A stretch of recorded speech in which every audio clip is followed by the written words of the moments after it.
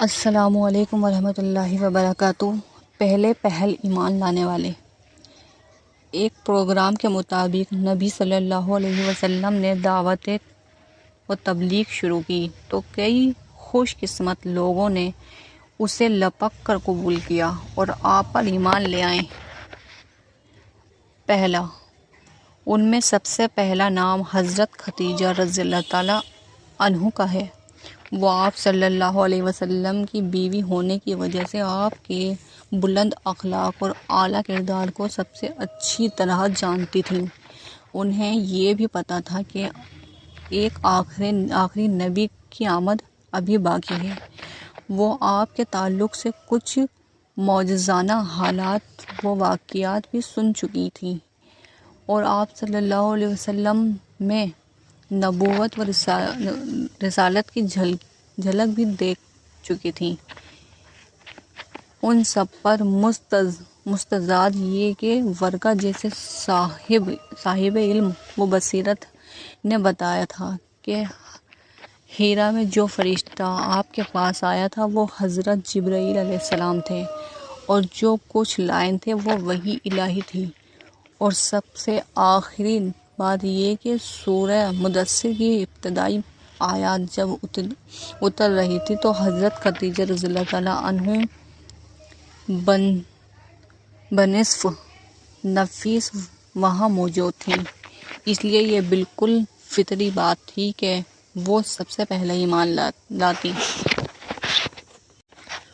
دوسرا، ادھر ان آیات کے اترتے ہی نبی صلی اللہ علیہ وسلم اپنے جگری دوست ابو بکر رضی اللہ تعالیٰ عنہ کے پاس گئے اور انہیں اپنی نبوت و رسالت سے آگاہ کرتے ہوئے ایمان لانے کی دعوت دی۔ انہوں نے بے کھٹک ایمان قبول کیا اور فوراً تصدیق کرتے ہوئے حق کی شہادت دی۔ چنانچہ وہ اس امت کے سب سے پہلے مومن ہیں۔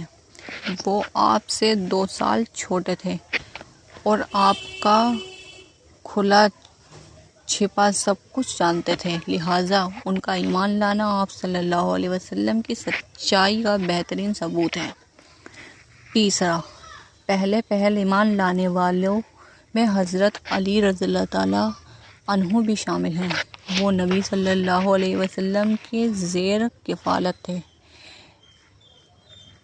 آپ ہی کے پاس رہتے تھے اور آپ ہی ان کے کھانے پینے کا بندوبست اور ان کی دیکھ بھال کرتے تھے، کیونکہ قریش قحط سالی سے دوچار تھے اور ابو طالب کے پاس مال کم اور اولاد زیادہ تھی، لہٰذا ان کے بیٹے جعفر کو حضرت عباس رضی اللہ تعالیٰ عنہ پال رہے تھے اور حضرت علی رضی اللہ تعالیٰ عنہ کو نبی صلی اللہ علیہ وسلم نے پالا تھا اور وہ آپ کے بچوں کی طرح آپ کے یہاں رہتے تھے اور آغاز نبوت کے وقت بلوغت کے قریب پہنچ چکے تھے اور ایک قول کے مطابق ابھی 10 سال کے تھے۔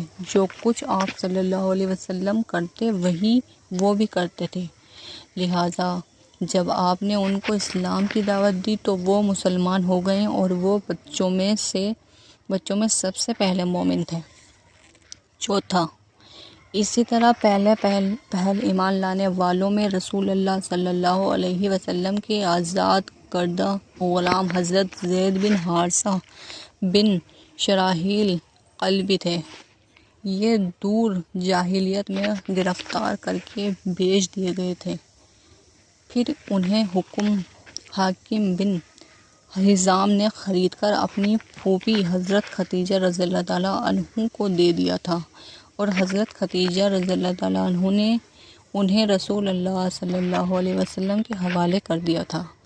جب ان کے والد اور چچا کو ان کی موجودگی کا علم ہوا تو وہ رسول اللہ صلی اللہ علیہ وسلم کے پاس حاضر ہوئے اور عرض کیا کہ فدیہ لے کر چھوڑ دیں اور فدیہ لینے میں بھی احسان فرمائیں۔ آپ نے زید کو بلایا اور اختیار دیا کہ چاہے آپ کے پاس رہے چاہے والد اور چچا کے ساتھ چلے جائیں۔ انہوں نے آپ کے ساتھ رہنا پسند کیا آپ نے اسی وقت قریش کے مجمع میں جا کر اعلان فرمایا کہ آج سے زید میرا بیٹا ہے، وہ میرا وارث ہوگا اور میں اس کا وارث ہوں، اور اسی دن سے ان کو زید بن محمد کہا جانے لگا۔ والد اور چچا یہ منظر دیکھ کر بخوشی واپس چلے گئے۔ یہ سارا واقعہ نبوت سے پہلے کا ہے۔ اسلام آیا تو اس نے منہ بولے بیٹے کا رواج ختم کر دیا اور حضرت زید کو زید بن حارثہ کہا جانے لگا۔ یہ چاروں حضرات اس دن ایمان لائے تھے جس دن سورہ مدثر کی ابتدائی آیات نازل ہوئی تھی۔ کہنے والوں نے ان میں سے ہر ایک کے متعلق کہا ہے کہ سب سے پہلے وہی ایمان لائے، اس کے بعد حضرت ابو بکر رضی اللہ تعالیٰ عنہ بھی تبلیغ میں سرگرم ہو گئے اور حق رسالت کی ادائیگی میں نبی صلی اللہ علیہ وسلم کا دایاں بازو بن گئے۔ وہ بڑے پاک دامن، پسندیدہ، نرم مزاج، شریف، دریا دل اور معزز تھے۔ عرب کے انصاب و واقعات سب سے زیادہ جانتے تھے۔ ان کے کردار و اخلاق، جود و سخا، علم و فضل، لین دین اور میل جول کی خوبیوں کی وجہ سے ان کے پاس ہر قسم کے لوگ کی آمد و رفت برابر رہا کرتی تھی۔ اب جس کو وہ بھلا اور بھروسے کے لائق محسوس کرتے اسے اسلام کی دعوت دے دیتے۔ اس طرح فضلائے صحابہ رضی اللہ تعالیٰ عنہ کی ایک جماعت نے ان کے ذریعے اسلام قبول کیا، جن میں سر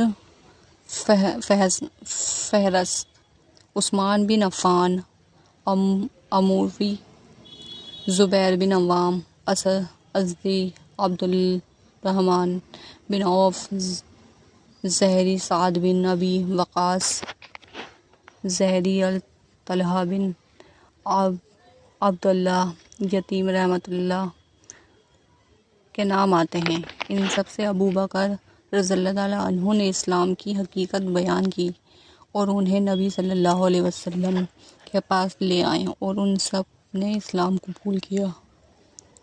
ان کے بعد امین علامات، ابو عبیدہ عامر بن جراح، ابو سلمہ بن عبداللہ الاسد، ان کی بیوی ام سلمہ،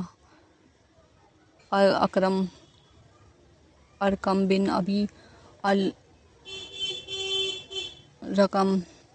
عثمان بن مظعون اور ان کی بھائی قدامہ بن مظعون اور عبداللہ بن مظعون، عبیدہ بن حارث بن مطلب بن ارط، جعفر بن ابی طالب اور ان کی بیوی اسماء بنت امیس،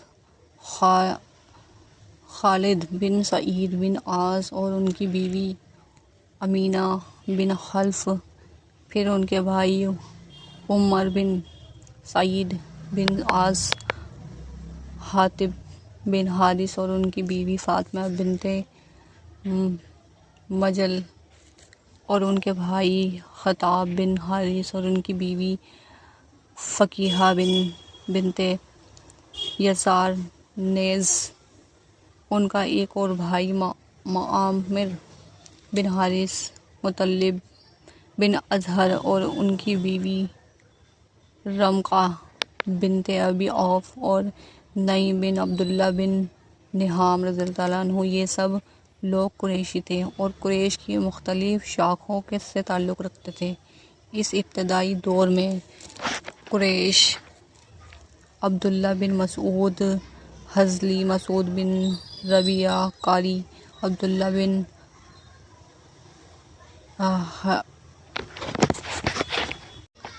حجش اور ان کے بھائی ابو احمد بن حجش، صہیب بن سنان رومی، عمار بن یاسر انسی اور ان کے والد یاسر اور والدہ سمیہ اور عامر بن فہیرہ رضی اللہ تعالیٰ عنہ۔ اوپر ذکر کی کئی خواتین کے